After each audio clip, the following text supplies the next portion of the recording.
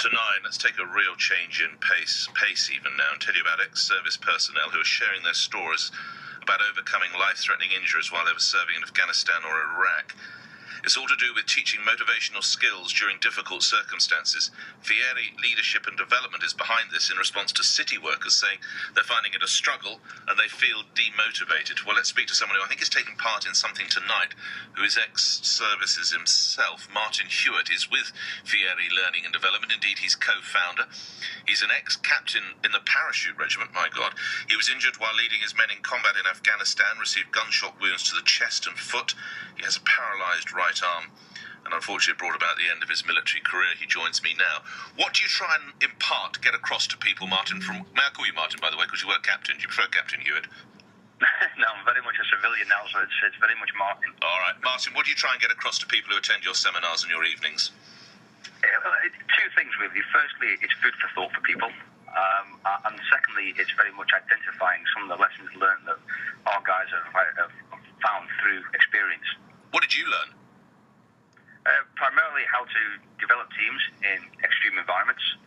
After getting shot, I then helped develop a ski team for the Paralympic circuit, and then was part of a team that walked and supported to the North Pole, and then managed a team on Mount Everest and in other fairly harsh environments. And ultimately, it's identifying team dynamics, working to each other's strengths. And when you're dealing with guys and girls with significant injuries, it's about working together and identifying methods of overcoming the additional complexities that disability presents when trying to operate in such an environment. How much use is your right arm?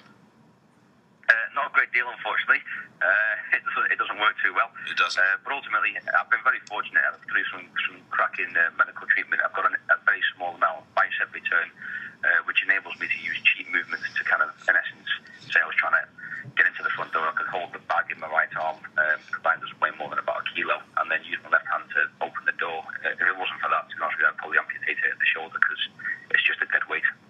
How much is this the military mentality? The idea that you might be surrounded in Helmand province, surrounded in Iraq, even going back, surrounded by the Germans in the middle of France, whatever, and you just have to fight your way through. How much is that drummed into men and women from the military?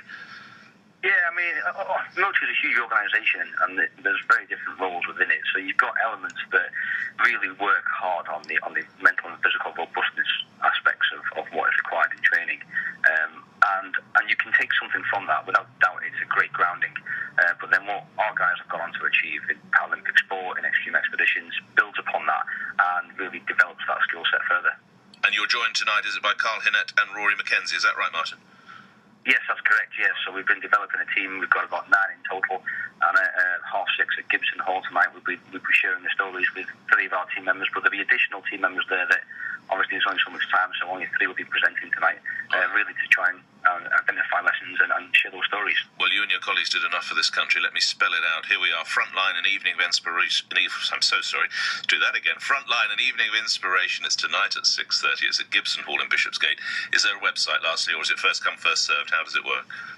Yeah, people need to reserve tickets, ideally. If there are tickets available after that, then there may be some available on the door, but if it sells out, or if it gives it, the tickets are free. But the website is fieri.biz, and just follow the links on page to where you can reserve tickets. Good luck to you and your colleagues. Thanks for what you did in the Armed Forces. Fieri is spelled F as in Frank, I for India, E for Echo, R for Romeo, I for India, fieri.biz. Good luck.